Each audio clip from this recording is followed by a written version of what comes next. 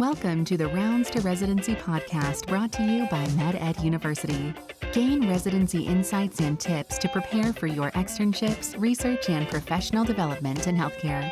We interview preceptors and physician educators who will prepare you for your rotations and improve your clinical experience. Now here's your host, Chase DiMarco. Dr. Deason here with Dr. Chase DiMarco, and today we're going to be talking about picking your prize fight. So by that we mean how to know which medical schools and residencies will be the best fit for not just only to survive, but for you to thrive. I was looking around for like a belt, heavyweight belt medal kind of thing, but I don't have any good props around me. Yeah, no, that wasn't my kind of sport where I would have been given something like that. All right, so we're talking about the prize fight, selecting the schools. Everyone has questions about selecting schools, what they can possibly get into, the competitiveness, location, etc. So from your experience, you deal with a lot of medical students in the past. What are some of the strategies that students use, good and bad? Oh, yeah. Well, if we want to start with bad, let's start with yours truly. So, fresh out of, well, not out of college, in college, junior me, fresh out of completing the MCAT and getting all of my ducks in a row, was like, I am a top applicant. I am only going to apply to top medical schools. They would all be lucky to have me. I was then resoundingly rejected. So, know your odds is, kind of going to be some of the theme of today. And in that case, I grossly overestimated how much I would stand out to what are traditionally reach programs. Right. And we will be covering topics from residency as well, but residency, as far as picking a residency, has more tools available to medical graduates. There are several different popular sites you can go to, kind of type in your information, and it shows you if you have a chance or not in that program. So we, as far as I know, but I've been away from it for a long time, there's not really a good tool like that for medical school. Well, there is something called the MSAR put out by the AAMC, which is Medical School Admission Requirements, and we'll link that to the chat as well. They give a certain limited amount of information for free and then upsell you on the full tool, but it's still just information. You can kind of filter the searches by different criteria, but there's no ways that you can use it to effectively build out your school list or to give yourself a true idea of how you compare across these medical schools. You just have to look at each number set and school info on an individual basis and come to your own decision. Doesn't sound like the best tool ever, and gotta love the upsell. Everything's an upsell. Right. So, that's where I've tried to go one step beyond and give students an odds ratio of how well their application will perform with each of the schools they're looking at. But we can talk more about that tool later. Yeah, because that was something we were discussing before hopping on this episode, is a tool, a calculation, a spreadsheet that you've created using everything you learned from Kaplan, from your current students, and actually have some, what would you say, a testimonial from one of them as to the effectiveness. So, okay, we'll get into that in a little bit. First, let's understand what are the factors that someone should look into to get that fit, to find, the appropriate program. Right. Absolutely. So, when you're first looking up schools, say on the MSAR or elsewhere, you do need to keep the numbers in mind. That's a very clear starting point. If you're not competitive with their average MCAT and average GPA, then you would have to blow the socks off of them to get, accepted. You really want to make sure that your application has a good, sorry, Whew. Maybe we'll edit that, maybe we won't. We're kind of lazy in post, guys. All right, so you do want to make sure that you have a range of programs. You can have some where they're considered reach schools where, maybe you're not quite at their GPA and MCAT, but you need to have a good mix of schools where you're at their MCAT and GPA and schools where you're above their MCAT and GPA. Apart from the Gotcha. numbers, number one thing to pay attention to is each program's in-state, out-of-state bias. Mm, For example, I'm an Arizona resident. In my initial application, I applied to the University of Washington. For those who have not heard about it, that program has something in place called WAMI, which is that they take students from Washington, Alaska, Montana, and Idaho. Whammy. Sounds like something from an old Batman Yeah, video. right. But if you are not in one of those states, essentially you need not apply. It was a waste of my application, and that's something I have been able to steer several other students away from now. But that goes for a number of different programs, and it's not all or none. But like UC schools, 95% in state. Again, Mhm. unless you blow the socks off of them to be the 5% or of like these people from the rest of the country will round out our class. Right. You don't feel like you're one of those folks per se, need not apply. So know your odds again. Is the whammy like a 100% only from those states? I think it's like 99. So pretty much. Yeah. Okay. Yeah. In terms of beyond the numbers and beyond the state, you really want to look at each school's mission statement. It truly is going to be where they tell you what they prioritize. And if you've built out your application similar to how Dr. DiMarco and I have discussed with regards to telling your story through your personal statement and the rest of your application, then you need to make sure your story aligns with their mission.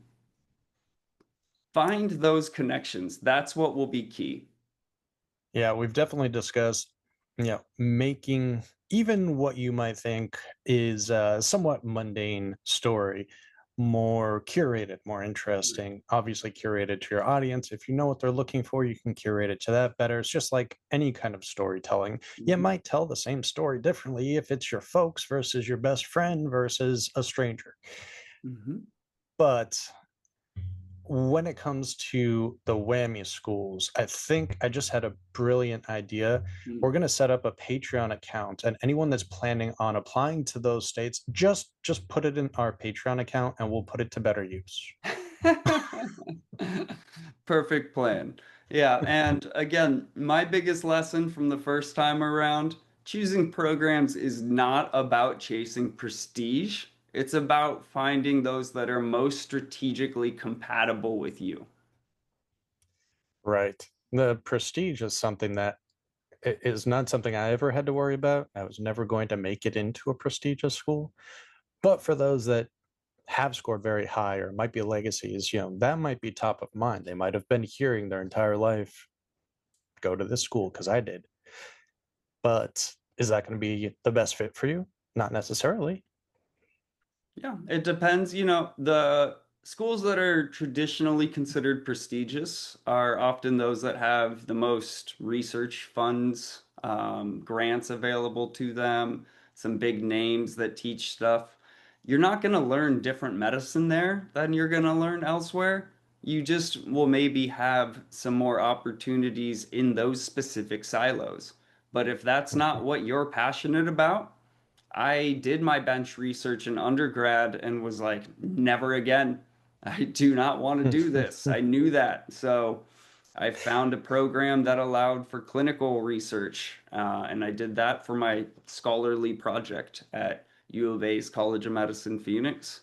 and that was much more in my lane. It had a huge sim lab, which attracted me because I loved simulation education and teaching others through that learning as well. Right. And if you're not planning on working at the NIH or for a pharmaceutical company, if you're going to be, say, a family doctor in your local community or open a free clinic, you don't need to go to Harvard for that. Don't waste your time and money.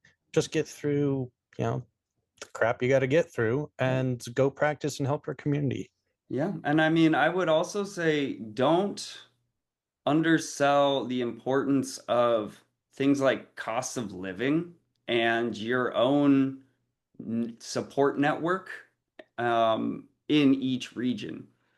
If you're going to a very expensive to live city where you don't know anybody, you're putting yourself in a position that's going to add a lot more stressors than if you maybe stayed a little closer to home and went somewhere more affordable and less prestigious. Right. I got a scenario for you. Curious Mhm. to hear your thoughts. Back when I was initially looking into medical schools in the US before I eventually went to a Caribbean medical school, uh, I was looking at some in California. And California, at least they did, probably still do, have a huge percentage that's in state. Mhm. So the plan was I have family there. I was going to, use their address, Mhm. possibly live with them, something along those lines for that in-state Right. aspect of the application. Do you know if a lot of people do that? Is that frowned upon? What are your thoughts overall of, maybe it's not your main residence, but you can get around that? Yeah, I mean, it's a confusing situation, anyways, for a lot of us who maybe came from a different home state. And or then maybe you went to college in state two, and now you're accepted into medical school in state three. And, what's your home state? Where your parents still live and where you grew up? Is it where you went to college? Is it where you're living, currently after college? You're not in medical school yet, but you're living somewhere else. It's a situation that I know a lot of students one don't have a clear answer for in the first place. But number two, certainly do use to their advantage if, say, they're in college in a state that has minimal opportunities versus a home state that has lots of opportunities, or vice versa. Their home state had minimal opportunities, but their college state has a lot of opportunities. If you're going to undergrad in college and you're from Idaho, I would be switching my state residency to California. 100%. Interesting. Okay. Yeah, and as someone that came from a family that probably moved about as much as a military family for not being a military family, it was always kind of confusing. Well, where are you from? Well, which which point in time are we talking Right? about? Yeah. So, in that case, yeah, I would say you do technically want to be predominantly living in that state for more than either 1 or 2 years. I don't have that in front of me, but certainly put the place that's going to give you the best odds that you can actually, legitimately have vouched for. Fair. Okay. So it's probably a good idea now to talk about this list evaluation Mm. tool that you've created It's game changer. and the game changer.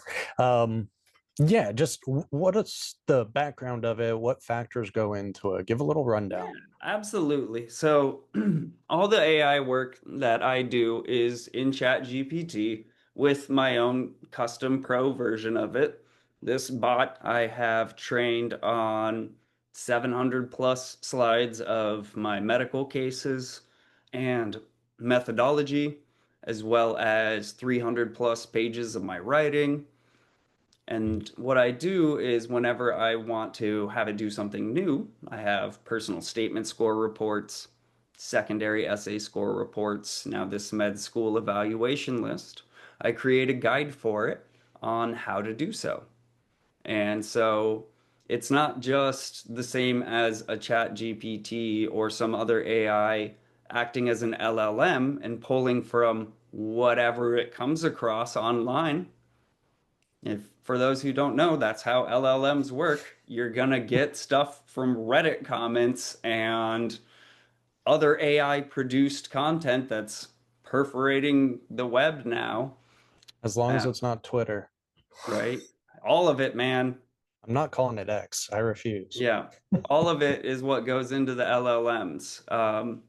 And the newer the LLM, the worse it is because they have less like native people stuff to work off of versus the Gotcha. older LLMs. That's a side tangent. But anyways, so when you're working with a custom bot, it is referencing the knowledge documents added to it as well as what it can pull from elsewhere. So with mine, I've created the process for how it can incorporate a student's MCAT, GPA, state of residence, as well as their personal statement and what they can gather from that student's characteristics and their mission, and can run a comparison to all of the medical schools that student provides for their list. At least that's where Hmm. I started. Give me your list, and I'll give you the odds ratio for each of these. Then I took it one step further, because why not?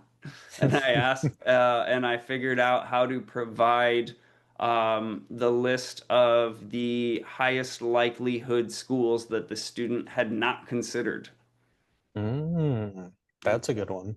Yeah, well, I won't show you the I won't show you the behind the scenes of the AI that I have built out, or my knowledge documents for it, or the exact prompts I use. I do have a sample output of it that I can showcase for you today. Okay. Is that me going to a WAMI school? Thankfully, we do not have to deal with a Chase DiMarco application this time. We saw how painful that was with the personal statement. And I mean, we wanted to have some info that had actually reachable schools in the US. Oh, well, okay. Not Yeah, we much help couldn't, there. I didn't want to show them a ratio of all odds, being like minimal. We had to have a good spread. Yeah. It's like looking at a risk map and everything's red except for your little corner. All right. MCAT, NA, Hmm. GPA, don't want to talk about it. State of residency, not really sure. Personal statement before Dr. Deason helped, effing terrible. What are my odds? He's got All right. nothing, folks. He's No, nothing showed up. flabbergasted. All right. Let me grab a drink before I start this walkthrough. You fill in the gap here. All right, so we have some scoring criteria, the MCAT score, GPA, state of residency, personal statement, as you were discussing about mine. But you also have the average matriculation rates. I'm guessing those are from some other documentation, since there are many different areas that Not from MSAR, to be clear, since they copyright their information. Not from you. gotcha. Not from you, AAMC. You have some odds ratios here for admission. Yeah. So this is Um, where what you're not going to see anywhere else is your custom score that I'm giving you of how strong of a match you are, slash how much of an advantage you have applying to that program. That's kind of just looking at that. If it's a score of 0 to 5 and you have 2.6 to 5 as a high match, that's 50% of your value there. Well, that's because, really high ORs would come from being like really, really above like an average, which can only minimally happen in some circumstances. Like GPAs can only go up to 4 and to the max. So, I appreciate you pointing that out. I have been kind of tinkering around with those ranges, but I do believe that anything 2-6 to 5 imparts a strong match or an advantage with the higher the number, the better. Right. And you have currently here moderate is 1.5 to 2.5, and anything below that is low. It's a Yep. reach school. For Yeah. those that are So, listening and not. maybe I end up breaking this even into a fourth category of like exceptionally high. Yeah, But things that I was seeing, most of the highs were falling like in the 2-6 to 3-5 range. you could have an outstanding range, kind of like Yeah. applying for a credit card through Credit Karma. Yeah, exactly. So yeah, I think, maybe if you get a future iteration and you're watching this video, maybe there's an outstanding range. And then here is where this broke down the applicants, personal fit, and mission match. If you want to give this a read through for our viewers, Chase. Right. So going over your background, resilience, commitment to a healthy community or community health, either way. So taking a holistic view, really, of Mhm. your personal mission. Trying to see So notice expired it was able to opportunities. say this was what it was pulling from personal statement of the student and the application. So it was saying based on that student's background, their demonstrated resilience, their commitment to community health, those were that applicant's strengths. And those qualities matter more to schools with holistic reviews, such as Meharry, Drew/UCLA, Michigan State, and Crichton. So that Okay. So shows this is some of that. specifically Yeah, picking from that person's personal statement. This is correct. not a generalizable. No, Okay. yeah, sorry. This is about that student's fit. And then that student's from Arizona. So balancing Arizona with some East Coast and Pacific urban centers. They're expanding their opportunity while being realistic about logistics and career transition support for their spouse. That was actually considered by my bot in this student's case because that was what was important to them as well. That's interesting. So it's picking out not only the personal statement aspects, but it's matching it to what it knows about the schools.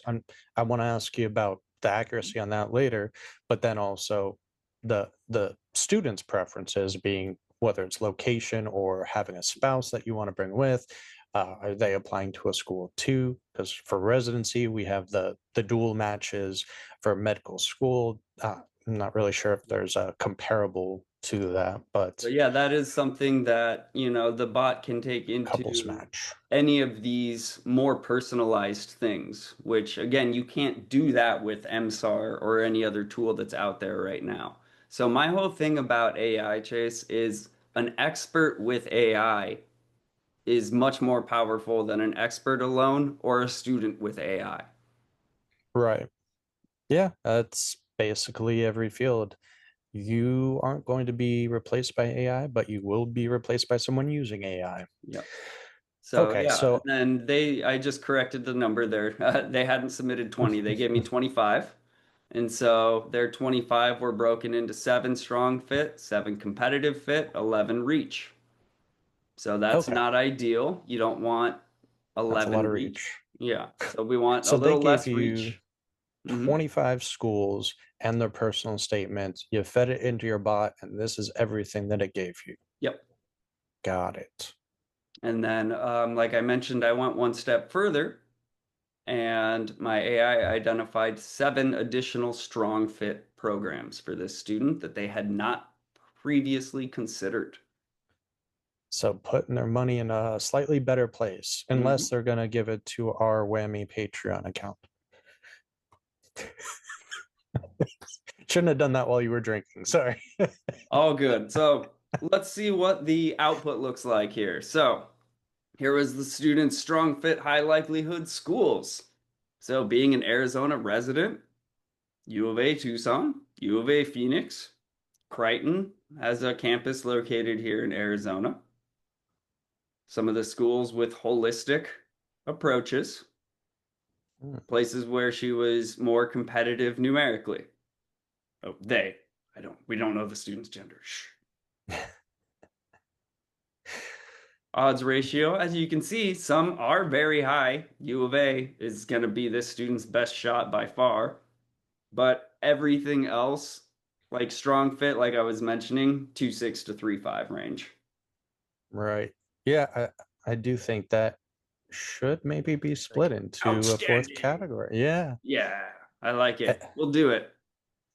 I'm committed now. So, but you can see here too, it's more than just telling you like, here's the number.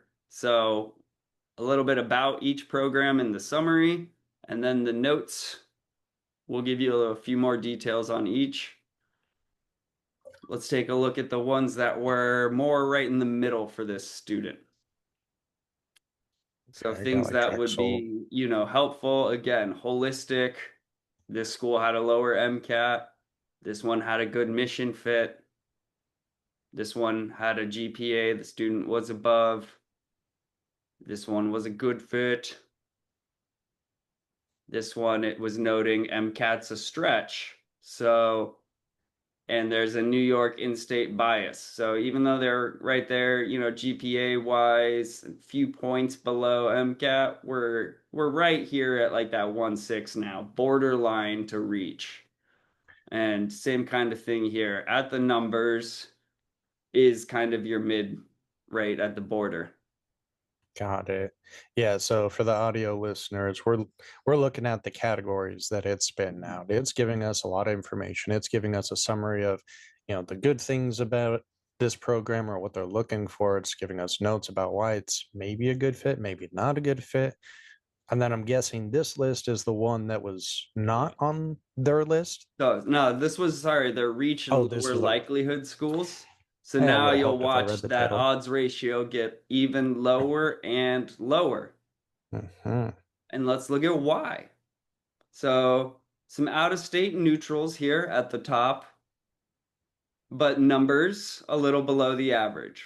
So, the other ones here, bottom of the ones up here, right about the numbers. Now we're a little below the numbers. So even though there's an out-of-state neutral or common, which would be beneficial to this particular student, Yeah. their general GPA and some other metrics are a little higher. Yeah. Now we get into the consideration of in-state, which really a lot of students, I think, don't realize how important this is. Like, I'm just gonna get rid of where it says CA here. Just strong in-state's good enough. Drop that line down. But yeah, you can see all of the UC programs under a 1 because they're all, like I said, I think 92 to 96% in state. Last I had kind of breezed through the MSAR.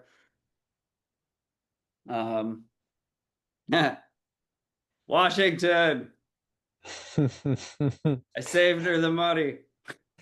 But it still gives her a 0.6, which is low, but not as low as I would think, considering it's a Oh, WAMI there's a school. second W for Wyoming.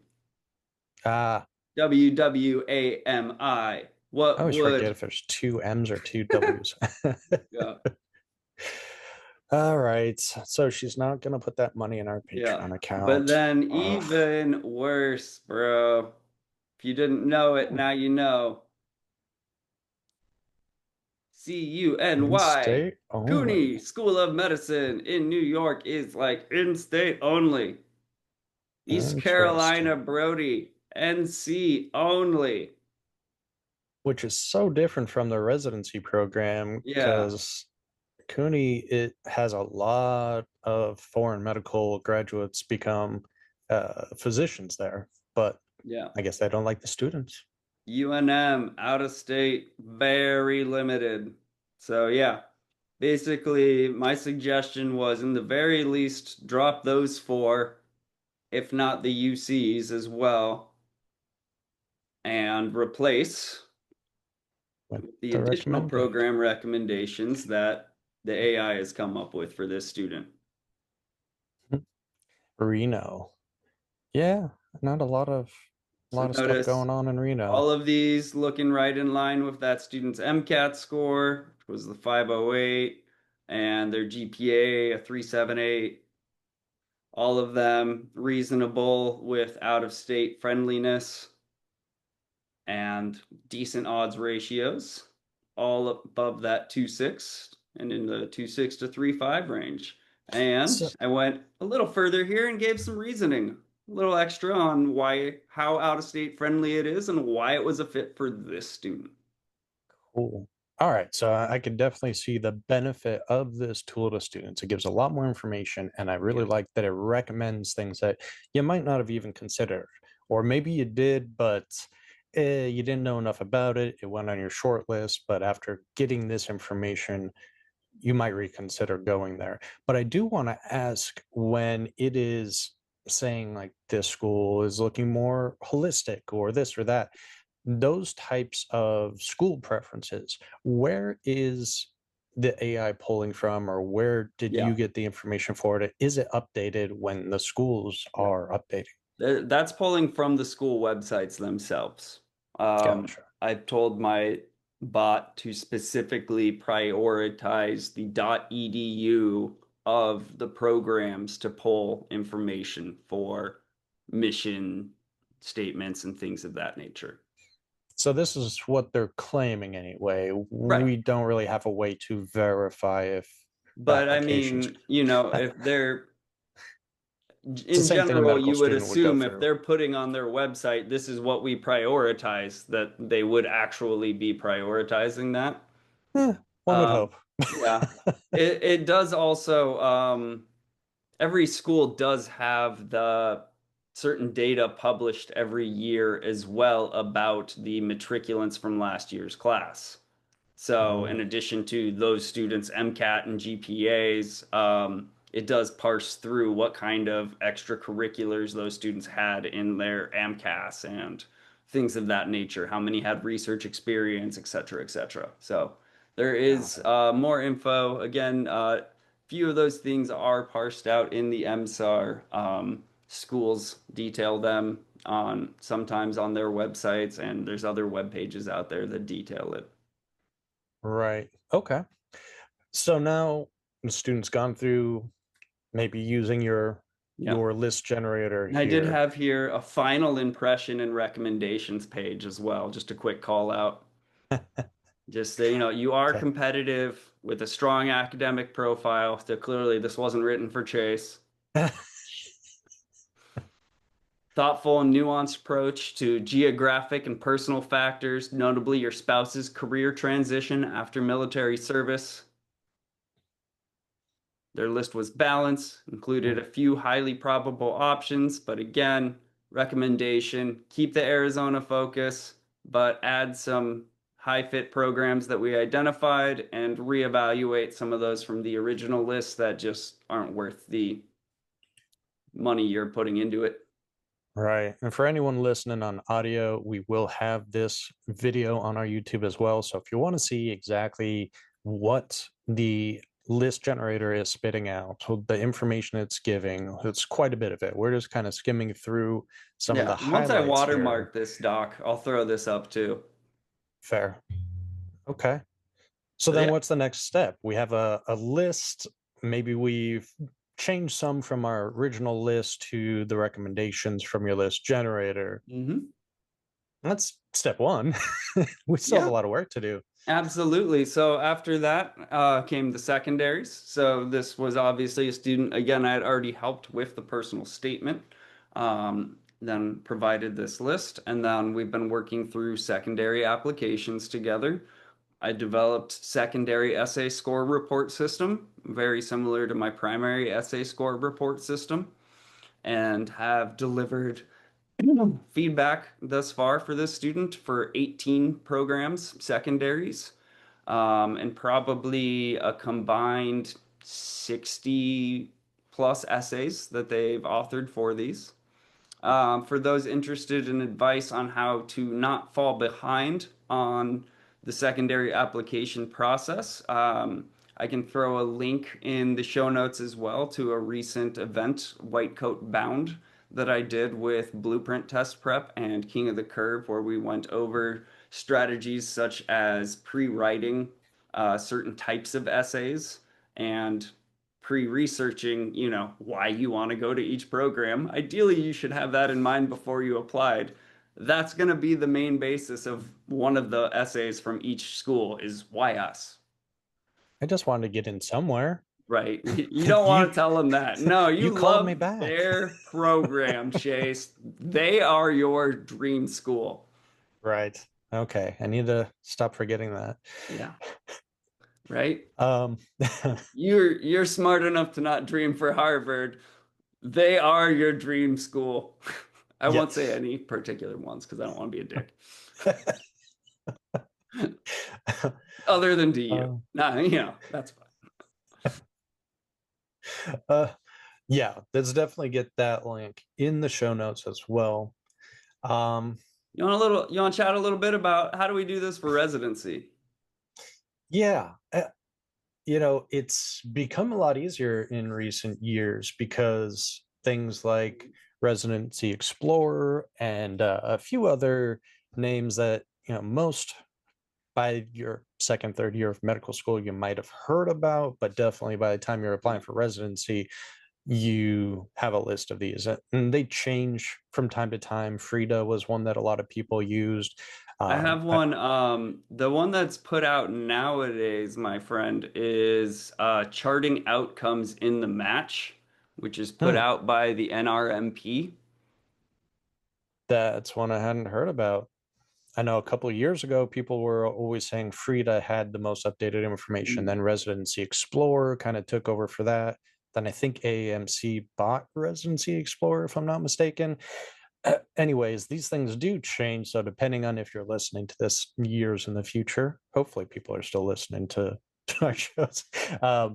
It could change. You can always check online, see what's going on now. Right. But the information is becoming a lot easier to obtain from these different platforms, software, and they do similar things. You put in your step 1 score, your step 2 score, sometimes your step 3 score if you've taken it by now.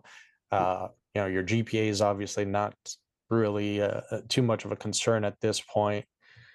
Quick demo here, my friends. Charting outcomes in the match. You just throw that into the old Google, and you've got the match data that you can look through. Results and data from 2024. And then this is the one I was specifically mentioning. Charting outcomes. This is where you can split it by USMD seniors, USDO seniors, step 1, step 2, Comlex 1, Comlex 2. Oh, IMGs. Give you guys a shout out too. And this will tell you how everybody basically did. There's a document that it links out to for each of these that you can download for free. And this will give you an idea of essentially what each kind of specialty, how many positions they offer, the total number of applicants for those positions, the number of all applicants per position, how many matched, didn't match out of the total, and the number of USMD seniors per position. Yep. So these types of documents are very useful to get a general sense of things. I also really like to find the most updated program director survey documents. And that does change a lot. You see from 8 years ago to 3 years ago, first steps scores have kind of gone down a little in importance. They're still up there, but they also separate it. What's the most important factor or several factors in getting the interview? And then what's the most important factor or factors in actually getting accepted into I would love to program. see that data because my underlying assumption, word of mouth, is always that the numbers are the foot in the door. They get you the interview. What closes it is your letters, like your recs, and how well you interview. Because especially med school, yes, maybe there's a little bit more by the numbers.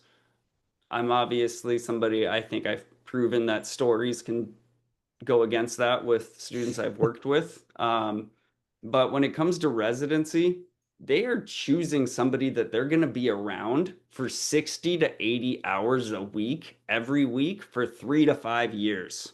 Personality matters. Personality matters way more than numbers for that. If I come in there and I've got the numbers and I act like a total asshole, Chase, and you come in and your numbers you had high enough to get your foot in the door, but you show them, how personable you are, how open you are to learning, you have something that you can contribute to the program as well. That's something we Mhm. can always get into more another day, but it feels unfair sometimes to just be like, aren't there enough boxes to check? Like, why do I have to bring something unique? But there are always ways to spin it. My teaching experience, that was unique. My time as a paramedic, that was unique. Whatever you've gone through in your life has given you some unique perspective or skill set. That is what you want to focus on. Yeah, and that's basically what these surveys kind of tell us too. Your step scores and other quantitative metrics are helpful in getting your foot in the door. But then once you've got that foot in the door, you got an interview, the second section shows the qualitative metrics become much more important. How you act around them. Are you enjoyable? Do you have something to spark conversation? I can always point to a tattoo, and that usually someone's gonna recognize one of those shows, and we can I talk got Lord of the nerdy. Rings Yeah. or My Little Pony. There There are you go. some interesting conversation starters. Pick one or the other on my Icebreakers resume. are great.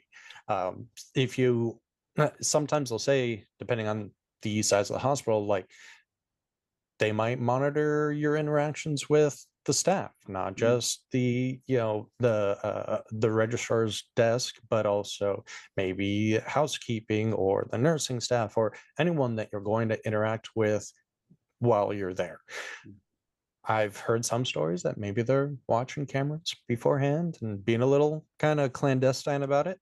Maybe that's accurate, maybe it's not. Either way, like you said, don't be an asshole Yeah. and try to be enjoyable. You don't want to take too much caffeine and be hyperactive, but you Right. also don't want to be kind of slow and And if you moody are and an actual asshole, go ahead and just be one and don't get in. That's fine with me too, because because no one's it's going to really want to not work you. with you. So don't make all of their lives Yeah. miserable because Don't fake it for the interview and then be a dick for 3 to 5 years. yeah, agreed. That's Uh, going to be a lovely clip to cut out for something. So then, yeah, once you kind of look over the program director survey, I think it's a great spot of information, and then you use some sort of tool Yeah. like Residency Explorer where you type in your information. It'll give you some of the types of criteria that we described. Maybe it's close to the medical student Yeah. one that you mentioned, um, For but the time being, my tool is still done on a student by student basis as part of my packages. Making, again, my business is about AI in the hands of an expert can do much more for you than if I just tried to create an AI tool to put out for student use.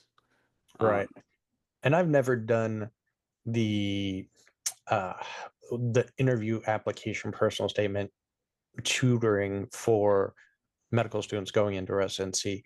So I don't have that data collected mm, to do something similar for residents, right. but possibly using some of my content and contacts with your tool, we might be able to expand that sometime in the future. Be an interesting project. Not like we don't have way too many already. Right. So yeah, this is something I'm considering making like an a la carte purchasable option, but again, it still requires manual intervention Mhm. and assessment. It's about an expert putting in the right information and also being able to critique the output. What I Right. give the student isn't always the first output. It's a constant iterative process where I'm double checking and improving instructions.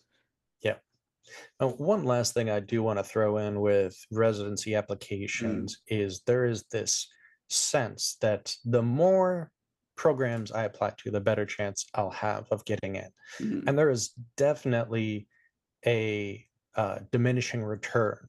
Yeah. And I believe they usually say after a few dozen, maybe it's 100, maybe 120. it will vary by year and the number of programs that are open, the number of applicants, but you don't need to apply to hundreds or thousands. And it gets more Statistically, expensive. yeah, statistically, the average has creeped up over time, which unfortunately just creates a vicious cycle. You know, if everybody applies to more, then the programs are accepting a lower fraction of applicants, and students then feel like they need to apply to more because programs don't take as high a percentage of students, and then programs are taking a lower fraction of applicants, and it's happened like that over the past couple of decades. Yeah. So when it comes to medical schools, really 20 is good. You know, if you're trying to cover your basis and do DO programs as well, then you can go above that. But really, if you're picking the right schools and you're a competitive applicant, you're going to be getting secondaries back. And helping a student right now, having just gotten back 18 secondaries that had over 60 essays over the span of a couple weeks. What if that was 5 times as many? Like, are you kidding me? Like, you can't return the same quality on the same time frame, and that shows. Yeah. Yep. I think it's probably a good thing for the students or for residents when they're applying that they've started categorizing it. Your first group of X amount is Yeah. this price per application, and then it goes up Yeah. for the next set of 10 or 15 and up and up and up. So it does kind of break that up a little bit more. Like, unless you really want to spend $1,000 per application, then stop at a certain number, and that number will change. Can look stats up on that. But that's the last thing I wanted to say on. Yeah, I would just close with, coming back to our boxing theme here, choose your prize fight wisely, guys. You don't need to go and fight every person on the street. You don't need to apply for every medical school. Choose the prize fight wisely. The best fight is the one you've strategically prepared for. Almost got that out smooth. The best fight is the one you've strategically prepared for. Your future deserves no less. Woo! There we go. That's the line I wanted to finish with. Love it. And All don't go for a WAMI school. It's like fighting Mike Tyson. You'll end up with one less ear. Yep. The Rounds 2 Residency Podcast is powered by MedEd University. Join us at meded.university and tune in next week for more research and rotations resources to help you on your residency journey.